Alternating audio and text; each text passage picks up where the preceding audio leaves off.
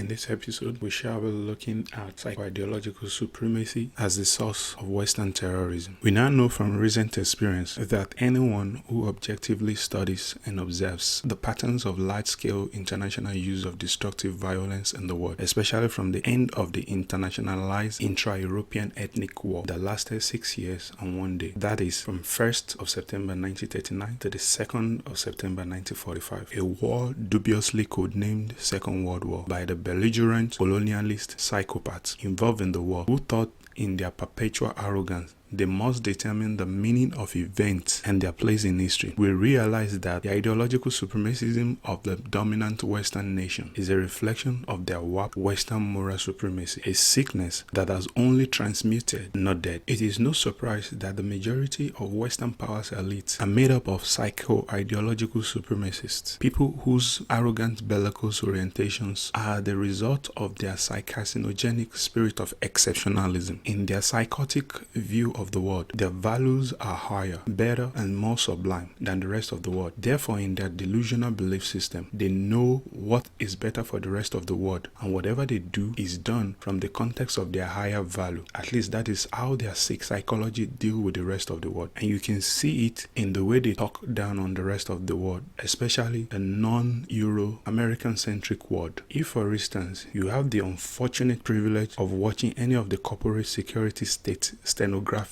media like Fox, CNN, MSNBC in the US, Deutsche Welle in Germany, BBC and Sky News in UK, and France 24 in France, and many not too popular but stenographic mainstream Western media and their partners. Thus, it goes without saying that if any nation or individual within a nation dare challenge the Western democratic supremacy as trumpeted by the US, which is an offspring of their ideological supremacy, they will use state institutions and their private collaborator to achieve destructive demonization of such people that have the courage to challenge their malignant attitude of world dominance. I bet you have repeatedly heard Western media taking their talking point from their psychotic leaders like High School President Emmanuel Macron, Ice Cream Pelosi, Connie Chuck Schumer, Pompous Pompeo, Sleepy Joe Biden, Crazy John Bolton, Psychic Nikki Haley, Deranged Theresa May, Liberal Baby Justin Trudeau, British Orange Ed Boris Johnson, and many others who arrogantly and disrespectfully label leaders of other countries who refuse to kiss their rings and told their line of Western democratic supremacy craps. Of course, the names of hyper-demonized leaders of other countries that readily come to mind are the evil Putin, the communist Chavez and Maduro, the autocratic Xi Jinping, and the dictator Paul Kagame, and many others. But no Western media ever called Mr. Tony Blair and George W. Bush war criminal for illegally invading Iraq and slaughtering hundreds of thousands directly and millions more indirectly as a result of the invasion. We may ask, why are Western media silent or try to silence every principle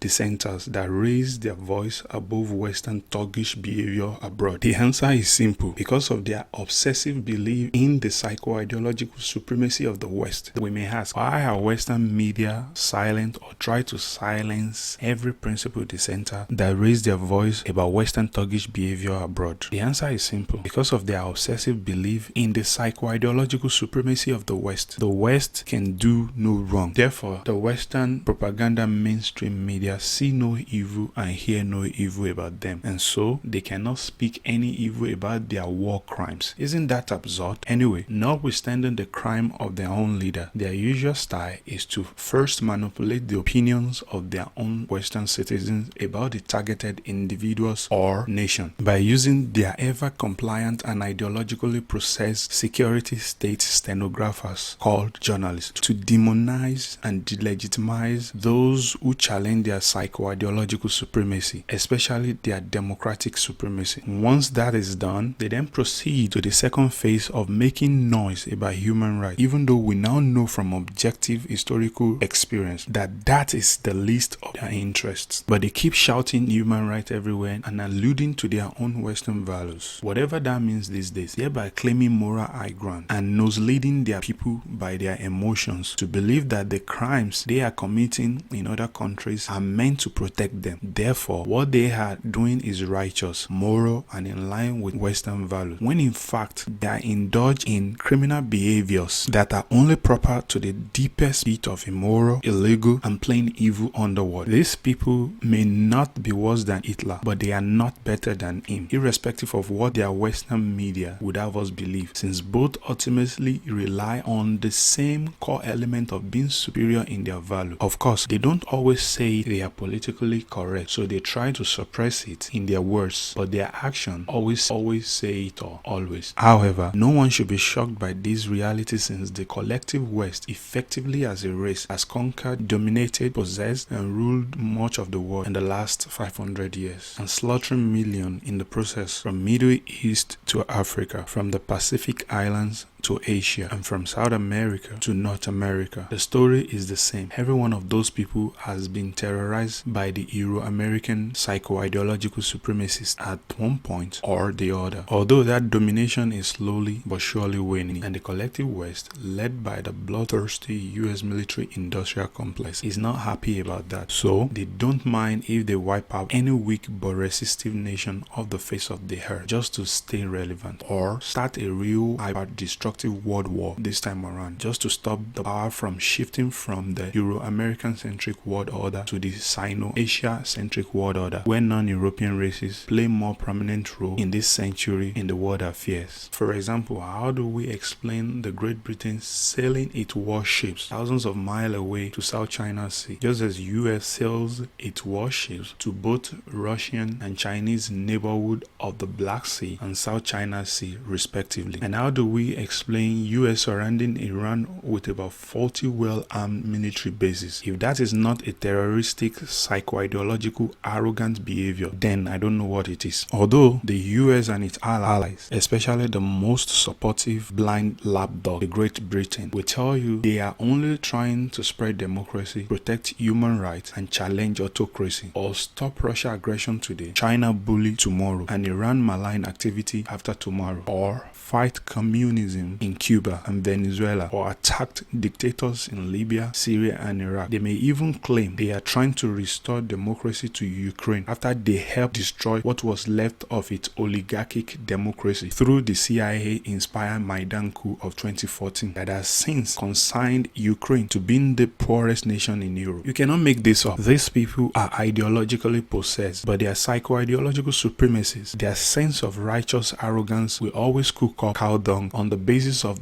their moral high ground, and their ever-compliant and complicit media will run with it, beating drums of war at home and abroad, psyching their own people to prepare for war, which ultimately, when it breaks, it is the children of the working lower class and middle classes who will do the dying on the battlefield of unnecessary war, while their warmongering leaders do the living in their well-fortified mansions. What a tragedy. If the West collectively is not a terrorist entity, how do we explain the destruction of Libya by NATO nations led by the US? Libya was Africa's highest per capita income nation before it was joyfully bombed to Stone Age by the US-led bloc. How has its destruction benefited the people of Libya or put food on the table of French and American families? Was it not in the name of human rights and democracy that Libya was bombed to Stone Age and therefore opened the floodgate of sales of human beings as slaves again? What about the invasion of Iraq on March 19, 2003 in the name of a non-existent weapon of mass destruction? Invasion which since then has erratically led to over 1 million perished souls. Who in his right senses will forget ISIS and its demonic activity in a direct result of US-led NATO invasion of Iraq? What about the CIA's engineered, US-supported and EU-sanctioned Syrian war that started since 15th of March 2011? In fact, in spite of this Western-engineered, enormously destructive war on Syria, they still imposed sanctions that are criminal at various levels on the country. The worst and the most heinous of these sanctions is the US criminal and Hitleristic sanctions, named the Caesar-Syrian Civilian Protection Act of 2019, often called the CICSA Act. This sanction has nothing to do with the protection of the Syrian civilians. It should have been named instead the USA Criminal Destruction of Civilian Lives Act of 2019, or just call it the Narrow Evil Act, because that is exactly what this act is doing on the already already devastated lives of Syrian people. Only psychopaths could have passed such a murderous act and imposed it on a nation which is groaning in bloodshed, agony and misery. A nation which 1/3 of its land has been occupied by the same imperialist USA